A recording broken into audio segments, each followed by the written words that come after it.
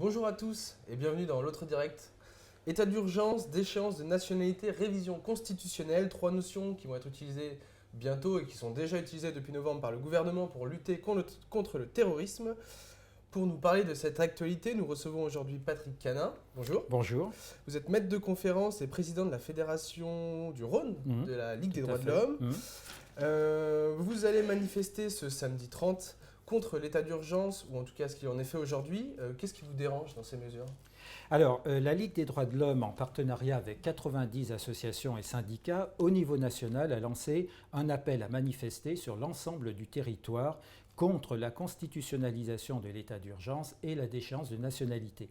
Donc, samedi à 14h30, dans tous les départements, la Ligue des droits de l'homme appelle à des rassemblements ou à des manifestations, notamment à Lyon, place des terreaux, à 14h30. Ça sera sur l'ensemble du territoire, la manifestation et les rassemblements, donc à ce moment-là.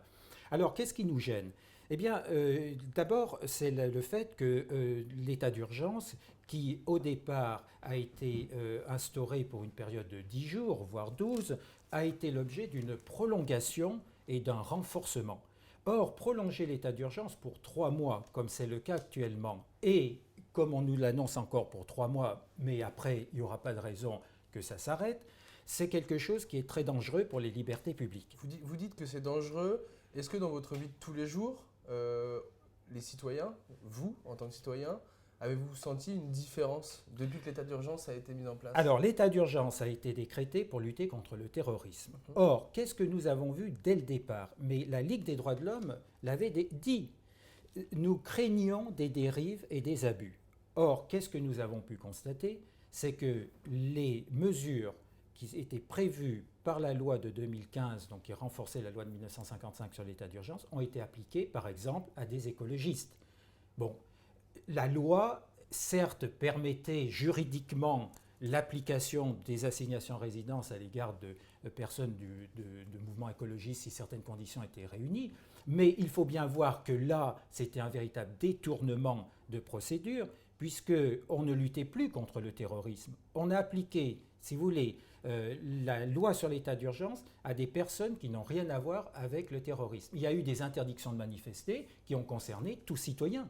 Nous-mêmes, à la Ligue, nous avons été l'objet d'interdictions dans le Rhône, mais comme c'était sur l'ensemble du territoire, les 29, 30 et 31 de novembre. Qu'est-ce que vous pensez du fait que cet état d'urgence crée un quasi-consensus politique ? Alors, le consensus, il existe pour une raison simple, c'est que le pouvoir a présenté l'état d'urgence comme étant la solution pour lutter contre le terrorisme. Or, on a constaté que depuis 1986, de multiples lois ont été dictées, plus d'une vingtaine, de lutte contre le terrorisme. Le Code de procédure pénale présente tous les moyens juridiques pour défendre le territoire contre le terrorisme. Et là, on est allé au-delà dans des mesures restrictives de liberté, et c'est cela que nous contestons. Alors évidemment, comme on présente l'état d'urgence comme une mesure qui permet de lutter efficacement contre le terrorisme, ce qui n'est pas le cas, il y a finalement une approbation de la part des Français. Donc là, aujourd'hui, il y a eu un recours qui a été déposé dans le Conseil d'État récemment par la Ligue des droits de l'homme. Il a été rejeté. Est-ce que vous pouvez nous expliquer quelles sont les conditions de ce rejet et qu'est-ce qui pourrait faire dans l'avenir que ça puisse passer ou pas ? Alors, nous nous trouvons, et c'est là ce qui est très grave, devant la situation suivante. Depuis l'application de l'état d'urgence, toutes les mesures qui sont décidées par le pouvoir administratif, c'est-à-dire le ministre de l'Intérieur ou les préfets, ces mesures ne sont pas l'objet d'un contrôle des juridictions judiciaires. Donc, administratif, c'est ça ? Alors voilà, seules les juridictions administratives peuvent se prononcer. Or, qu'est-ce que nous avons constaté dès le départ ? C'est que les tribunaux administratifs n'ont pas assuré le contrôle. Il n'y a pas un contrôle effectif.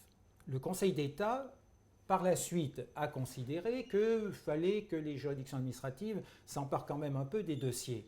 Bon, mais ce contrôle est en l'état encore totalement insuffisant. Et là, la Ligue avait saisi effectivement le Conseil d'État pour que soit ordonnée la cessation de l'état d'urgence, mais le Conseil d'État, enfin la formation de référé, a considéré qu'il n'y avait pas lieu en l'état de le faire. Mais il y a eu quelques assignations de résidence qui ont été supprimées. Alors voilà, au fur et à mesure qu'on s'est éloigné de la prorogation de l'état d'urgence, on a constaté que les juridictions administratives commençaient à réagir. Et effectivement, des assignations à résidence ont été l'objet d'annulation ou de limitation, mais c'est encore insuffisant. Et là, donc, la société civile a dû s'emparer de la question. C'est la raison pour laquelle on a créé un observatoire des dérives de l'état d'urgence dans le Rhône, parce qu'on s'est bien rendu compte que, faute d'un contrôle effectif qui pourtant est imposé par toutes les conventions internationales et européennes, la France donc est en dehors de cela actuellement, eh bien il fallait que la société civile s'empare de la question. D'accord. On reviendra sur cet observatoire des dérives qui a pu provoquer l'état d'urgence dans une deuxième partie. Qu'est-ce qui change concrètement entre... Qu'est-ce qui fait que les juridictions pénales et administratives fonctionnent différemment sur cet état d'urgence? Et je vais vous couper parce qu'on va dire au revoir aux téléspectateurs de TLM. Et si vous voulez la réponse à cette question, ça sera sur Lyon Capital dans la suite de cet entretien. On est sur Lyon Capital toujours. Et la question que je vous posais, c'était justement qu'est-ce qui fait que le juge administratif est peut-être pas moins compétent, parce que ça serait pas gentil de lui dire ça, mais juge différemment sur tout ce qui est assignation à résidence, etc. Alors, la juridiction administrative a montré pendant des décennies qu'elle était très favorable et toujours dans le sens d'une protection des libertés des administrés. Donc là, je dois dire que je suis extrêmement étonné des limites que se pose le juge administratif dans le contrôle de l'état d'urgence. Alors c'est vrai qu'il y a tout un climat qui fait qu'aujourd'hui, le juge administratif a la crainte aussi de prendre des décisions qui pourraient après lui être reprochées si quelque chose de grave survenait. Par exemple, accepter une manifestation, que quelque chose de grave arrive durant cette manifestation. Voilà. Ou alors, pour les assignations en résidence, se dire que on ne sait jamais, on peut nous le reprocher, etc. Donc il y a une restriction de ce point de vue. Et puis le garant des libertés publiques, traditionnellement, c'est le juge judiciaire.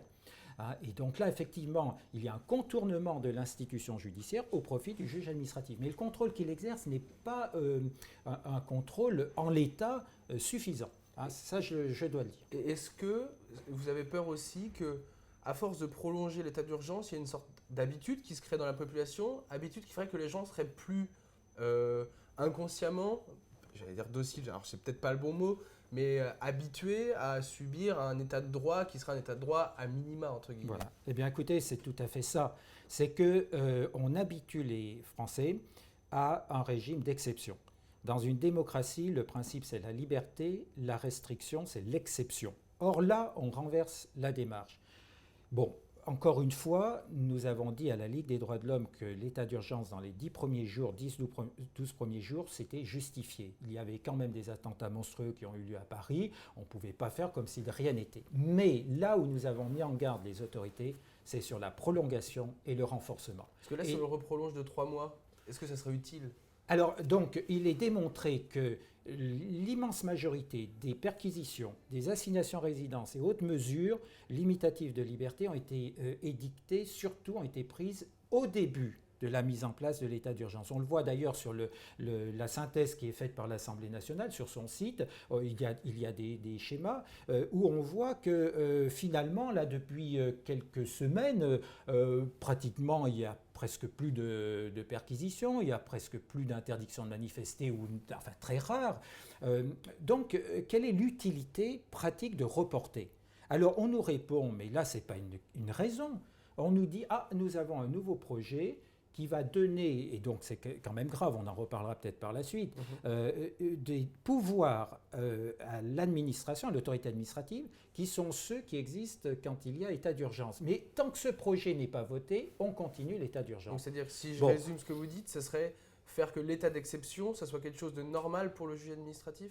Alors, l'état d'urgence, donc c'est un projet de loi. Alors, ça ne s'appellerait pas état d'urgence, mais ça serait donner pratiquement les pouvoirs qui existent dans le cas de l'état d'urgence, comme les assignations résidence, perquisition administrative, etc., en situation normale, pour lutter contre le Sans terrorisme. contrôle du juge judiciaire. Sans contrôle du juge judiciaire, parce que ce sont des pouvoirs de police administrative. D'accord. Hein. On serait renforcer le pouvoir de police Alors administrative. ça, voilà, alors là, Et ça peut être effectivement, arbitraire. alors c'est arbitraire, et les premiers présidents de cour d'appel, qui ne sont pas des gens qui sont là des excités ou tout ce qu'on veut, mais les premiers présidents de cour d'appel se sont réunis et ont considéré que le futur projet de réforme serait inadmissible en l'état, puisque le juge judiciaire serait contourné. Donc là, c'est comme une méfiance à l'égard des juges judiciaires. Mais c'est quand même assez extraordinaire qu'on puisse avoir. Nouveau. C'est nouveau, mais c'est pratiquement inédit. Hein, le renforcement de ces pouvoirs de police administrative pour le ministre de l'Intérieur et les préfets, c'est quand même quelque chose qui n'est pas normal dans une démocratie. Justement, vous avez parlé de l'Observatoire des dérives de l'UE que vous avez créé en partenariat avec le syndicat de. Alors avec le syndicat des avocats de France, la section lyonnaise. Hein, d'accord. Oui, voilà. Est-ce que vous avez des premiers résultats sur de possibles dérives? Alors nous avons été saisis de 3 cas. Un 4e s'est greffé là tout récemment. Alors en l'état, donc il ne s'agit pas, tout ce que je peux dire, de questions d'assignation à résidence, mais pour le reste, nous attendons d'instruire les dossiers, et c'est une fois que l'instruction sera faite que nous rendrons public le résultat de nos investigations. D'accord. On le fera en toute neutralité, en toute indépendance, neutralité, objectivité. Dessus. Voilà, actuellement on instruit. Nous avons des magistrats honoraires dans cet observatoire qui sont des ligueurs, hein, donc des magistrats qui ont donc leur expertise à nous apporter. Il y a des avocats aussi, donc ce sera vraiment fait dans la légalité. S'il y a des infractions qui ont été relevées, parce qu'il y a eu des abus quand même commis lors des perquisitions ou d'assignation à résidence, eh bien vous savez dans quel délai vous allez publier ces... Eh bien, c'est à l'instruction, donc voilà. Ensuite, les suites judiciaires, s'il y a lieu, seront suivies. D'accord. Tout à l'heure, on a dit qu'il y avait un certain consensus politique sur l'état d'urgence. Il y a une autre mesure qui fait un peu moins consensus, c'est la déchéance de nationalité. Vous êtes aussi contre. Bien sûr. Expliquez-nous votre position. Alors, nous estimons que... Alors, il y a eu une évolution du gouvernement, mais ça ne change rien. Nous avons estimé que inscrire dans la Constitution la déchéance de nationalité à l'égard des binationaux, c'était considérer qu'il y avait en France 2 catégories de Français. Les Français et puis ceux qui le seraient moins. Donc ça, ce n'est pas possible. La République rassemble, elle ne doit pas diviser. Il s'agit là de Français qui sont nés en France. Et donc, certains seraient l'objet d'une déchéance de nationalité. Alors aujourd'hui, on nous dit, c'est le gouvernement hier, ça ne sera plus dans la Constitution, on ne parle plus de binationaux. Mais ça revient au même. Ça ne sera plus dans la Constitution, certes, mais la déchéance de nationalité ne pourra s'appliquer qu'à ceux qui ont une autre nationalité que la nationalité française. Car il y a des conventions internationales qui imposent aux États de ne pas créer d'apatridie. Donc, dans la mesure où il y a ces conventions qui s'imposent aux législateurs, la loi qui viendra en application de la Constitution, forcément, pourra s'appliquer qu'à ceux qui ont une double nationalité. Donc là, c'est totalement inadmissible, et on voit bien que le gouvernement s'est piégé au plus haut niveau avec cette histoire-là, parce qu'il a sorti du chapeau pour faire peut-être un coup médiatique lors du Congrès, estimant que l'histoire de la constitutionnalisation de l'état d'urgence ne suffisait pas. Mais on en est arrivé avec la situation suivante, c'est que beaucoup de binationaux aujourd'hui nous ont dit, même des ligueurs binationaux, que si jamais le texte passait avec ou pas inscription dans la Constitution de l'histoire du fait d'avoir plusieurs nationalités, ils iraient voir en délégation le préfet, ils rendraient leur carte d'identité. Pour des gens qui sont déjà bien insérés dans la vie. Alors qu'est-ce qu'il s'agit? Comment réagiront les autres? Vous voyez, là c'est quelque chose quand même qui est très grave. Et on ne peut pas jouer comme cela. D'un point de vue effectif, est-ce que ça aurait vraiment est-ce que ça pourrait faire peur aux gens? Absolument pas. De leur dire si vous faites. Alors justement, donc là où c'est très grave, c'est qu'on a fait de cette déchéance de nationalité une affaire d'État. On n'a pas voulu en démordre pour quelque chose qui est inefficace. Le Conseil d'État, dans son avis qu'il a donné au gouvernement, l'a indiqué. Ensuite, c'est repris dans le projet de loi constitutionnelle où il est indiqué que la portée sera limitée. Voilà, donc c'est évident. Ça n'arrêtera jamais des terroristes qui s'appliquent à eux-mêmes, d'ailleurs, la peine de mort. Bon, donc, c'est vraiment... Et qui, pour certains, brûlent leur passeport. Mais bien sûr. Par contre, le mal est déjà fait dans le pays à l'égard des Français qui ont une double nationalité. Vous pensez que c'est déjà fait, même s'ils reviennent dessus, le mal est fait? Écoutez, les échos que nous en avons laissent penser que c'est déjà le mal est déjà là, d'autant plus que, comme je le disais, le fait que ce ne soit plus dans la Constitution, mais que ça s'appliquera en pratique qu'aux binationaux, ça ne changera rien en pratique. Hein. Après, c'est une question, est-ce qu'on place dans la Constitution ou pas? Bon, voilà. Ça serait plus difficile à enlever si c'était dans la Constitution. Ça serait plus difficile, mais nous estimons, vous voyez, que dans cette histoire, on a trop tendance à vouloir modifier les textes, et chaque fois qu'il y a des faits, et là, une réaction trop rapide. C'est une réaction rapide. Alors, aujourd'hui, c'est la Constitution, et puis demain, ça sera quoi si d'autres faits malheureux devaient se produire, ce que personne ne peut souhaiter, mais rien n'est exclu. Et on modifiera encore la Constitution. On fera encore une nouvelle loi contre le terrorisme. On est trop dans la réaction instantanée. On est dans la réaction instantanée, on est aussi dans l'idée qu'un texte peut faire bien des choses et parallèlement a-t-on les services nécessaires pour lutter contre le terrorisme. Eh bien, merci beaucoup. Je tiens à préciser que merci à vous. Ligueurs, ça c'est les membres de la Ligue des Voilà, droits de l'homme. exactement, on les appelle les ligueurs. Oui. Voilà. Et donc merci beaucoup Patrick Canin. Merci à vous. Je vous remercie. On remercie aussi les téléspectateurs de l'autre direct et on se dit à bientôt pour une nouvelle émission.